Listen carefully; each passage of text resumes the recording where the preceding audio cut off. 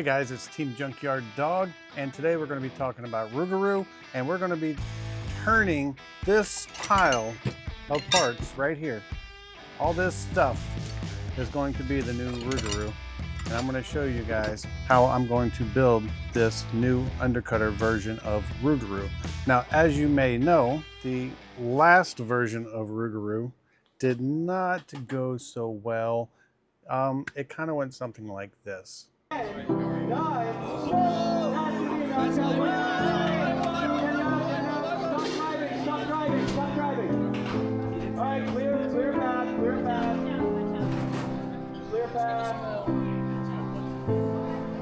Yeah, I know, not so well. That was the first robot that we've had go up in flames in probably years, and it was all just due down to poor design. So I wanted to give the undercutter one more shot. So Carter went on CAD. He gave me a body design. I then went in and backed up that design, and I added my weapon stack and worked out the details and how to attach the lids and, you know, put all the screws and attachments and stuff into it. So it was a team effort on our part, and this is what we came up with. So basically he's going to be an undercutter, and he's came out a little bit smaller than I actually wanted him to be. Maybe we just weren't paying attention to scale as much as I thought we should be. And I got quite upset, to be honest with you. Whenever I first printed this in PLA, I was like, dude, this is literally smaller than an ant kit. And I gave Carter a hard time because this is the new Schizo kit from Palm Beach Bots. This is a ant weight, and this is the size of the new Rougaroo. I know, pretty interesting, right? But then, after I kind of thought about it for a little bit and decided, you know what, I want to teach Carter a lesson. So I'm going to build this tiny version of Rougaroo just because that's what he made, to maybe teach him a lesson to be, you know, to pay better attention to details in the future. And the more I started messing with it, the more I actually started to like this Rougaroo and realize the benefits of having such a small compact beetle work. As for instance, this chassis is 100% solid TPU. This chassis is going to be nearly indestructible because there is no infill, there are no air gaps. It is printed at 100%. Another issue that we ran into was because the weapon stack was so compact, I couldn't fit a gear, I couldn't fit a belt. I didn't want to do the gear drive again just because the ratios have been all whacked. So what I decided to do was actually go not only tangent drive, but we're also going to try tangent weapon. But I think we've talked enough about Rougaroo, and I've told you kind of the highlights of this design. I think what we need to do is go ahead and build it, because we do only have 6 days before it's due in the arena. So we do need to go ahead and build it, start assembling these parts, and then do some testing in our box to see if our tangent weapon is even going to work, and are we going to have to punt the tangent design and try to come up with a miracle cure before next Saturday. So let's go ahead and we're going to get into this build.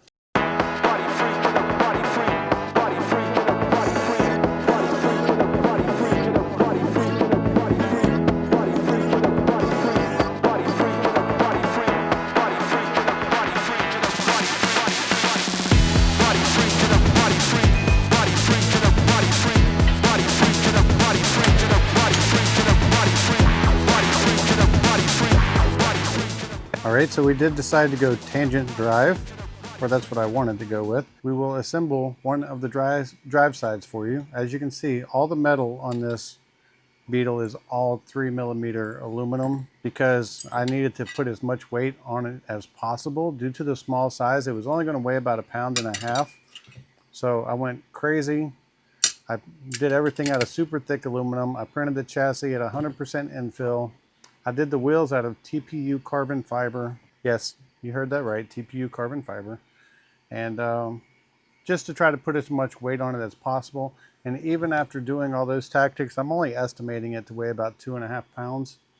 So I really am going in the future, I'm going to try to make one of these, two that are the same size, one that will run in the 1 pound class and one that will run in the Beetle class. The way that the drive pods, I don't know if you could really call it a drive pod. We're going to call it the tangent drive system. So we drop the motor in first, Then we drop on our plate. And Carter was the designer of the tangent drive on this robot. So if it works, he's a hero. If it fails, he's a zero. And so we'll just get these screwed on. And then what we have for wheels, as I said, these are carbon fiber TPU. Each wheel gets 2 bearings pressed inside, and this is the bearing. And it is a 1/4 inch bearing. And then we wrap it with a Lego tire. I did put both my bearings on the inside because of the pressure pushed on by the motors. So after we attach our motor, then we just take a pair of wheels, put them on each side. And there is Rougaroo's 4-wheel drive tangent. And to stiffen this up and to provide protection, I actually printed some 10mm thick wheel armor or side protection, and it is printed at 100% solid as well. It slides on like that. And now we have our tangent drive with armor. So that is one drive side complete. So I'm going to go ahead and finish assembling the other side. And just like that, we have our drive installed. We have both armors on, we have all 4 wheels. So now we're going to move towards the front of the bot, and we're going to be connecting the actual, I call it the nose piece, or the front. This is what houses the weapon. And this just fits into the pegs here. And we're going to do a little more tricks to connect it just a little bit better than just those pegs. And then we're going to be connecting the bottom plate, just like so. All right, so with the bottom chassis for the bottom plate on, everything's pretty well tied together. This thing feels like a brick. I mean, with all the 100% infill, it's just very, very solid to the touch. But I do, in the CAD, I don't know if you've noticed it or not, but there's a peg that goes through the outer chassis, and it's made for a pin to go through the top, just to help hold the nose piece on. But I decided that I'm just going to use a drywall screw to go through here to help hold this nose piece on, because it should be something that is easy to remove and will lock in with the threads. It's really just for extra support. It's not necessarily structural.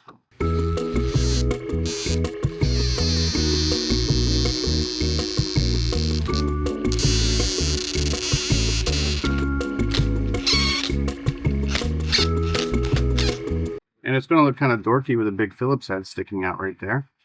But I can guarantee you one thing, that is not coming apart. And I'm just going to take a grinder and grind off the head of that screw right there. Ideally, I should probably pull the screw back out and chop it off up here, because if I take a hit from a horizontal, it could bend this little upright in, and with the metal in there, it will stay bent.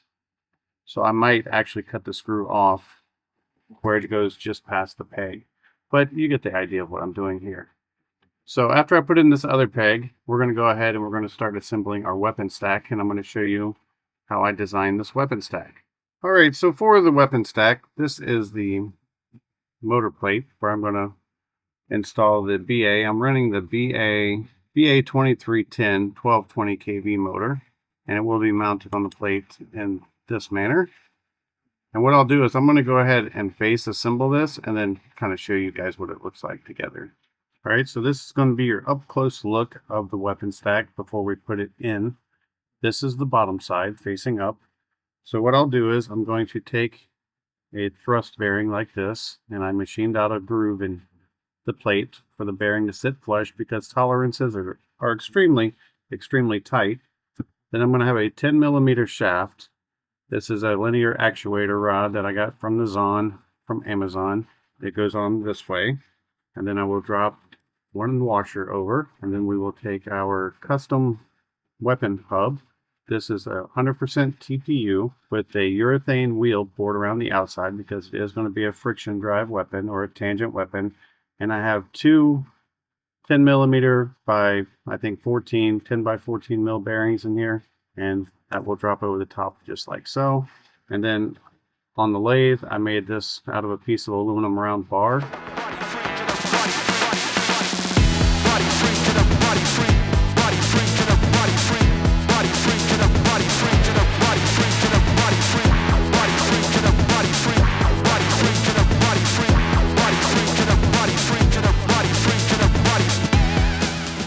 simply a piece of round bar with a hole in the center with 2 set screws tapped and threaded onto the sides. That's going to be what goes over the motor. And I do have to cut it down. It is a little bit too tall for demonstration's sake. And then we will put our blade on like so. And then the linear actuator rod, I'm going to drill it and tap threads on both sides for a 5mm screw.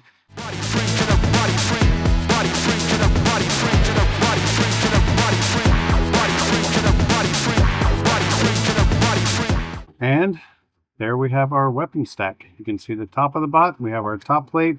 This bolts to our weapon shaft. You can see what it looks like on the bottom. It's just a nut that goes into the weapon shaft with a big washer. And to say that the clearances are tight on this is a understatement. It is very, very tight, should I say. Like, I have to figure out what that wiggle is. Get rid of that wiggle. But we're going to see what's going to happen. It's either going to, you know, when it takes a big hit from a vert, it's either going to use its own chassis to keep from snapping stuff and maybe act as a brake, or it's just going to take one hit and jam up. I definitely need to reconfigure this weapon stack after this next event to try to get myself more clearance. But this is what we're going to run. I am going to shave this off a little bit, but it does actually sit on all 4 wheels. It is a nice compact little bot. There's plenty of room inside. My worries are this motor exposure up here. I did spin the weapon, and I'll show you guys a test, but the tangent weapon drive seems to be working. But the next thing that you will see is we will have this thing fully wired and battle ready, and we're going to throw it in our test box and hit some stuff and see how the tangent holds up to actually hitting 2x4s or something that's actually dense, to see what it does, see if it tears up that wheel or not, and to see if we can get some wobble in this to see if it's going to eat itself or if it's just going to, you know, we'll see what it's going to do. That's why we test.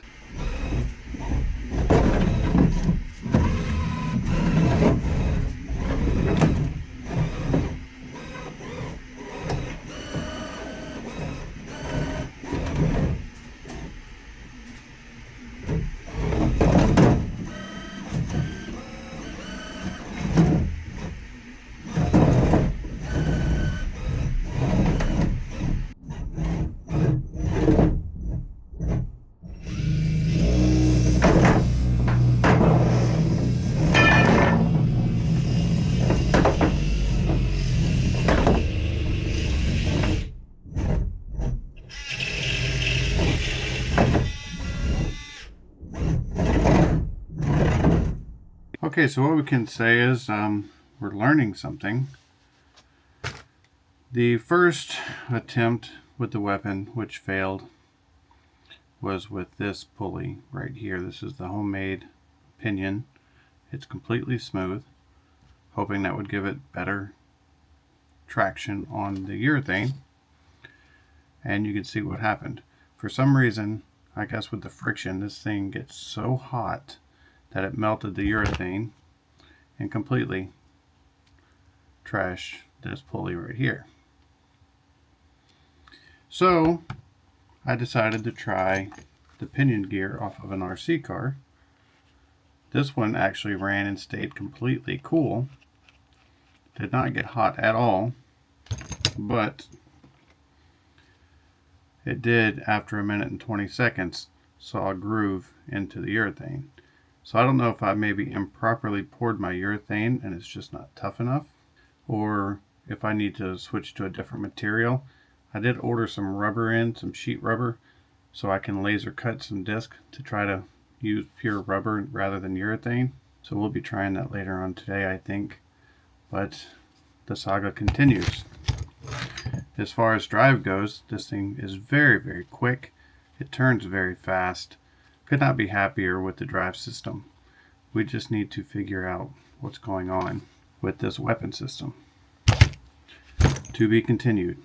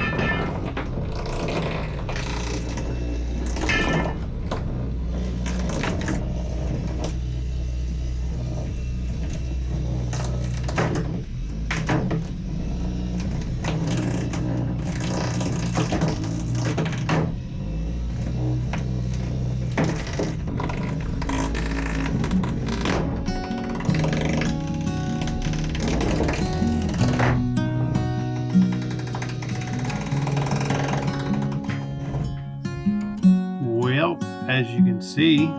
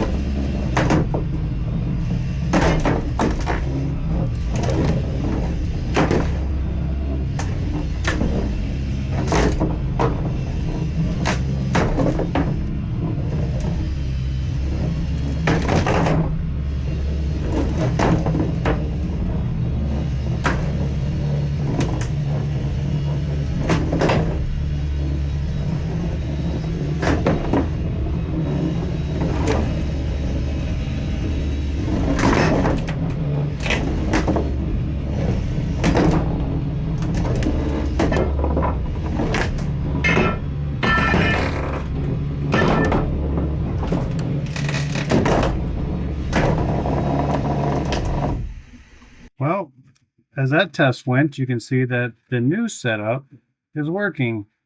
It looks like I am abandoning the tangent and just going with a belt, which it is what it is, right? A little bit of chassis rubbing on here, but not very much.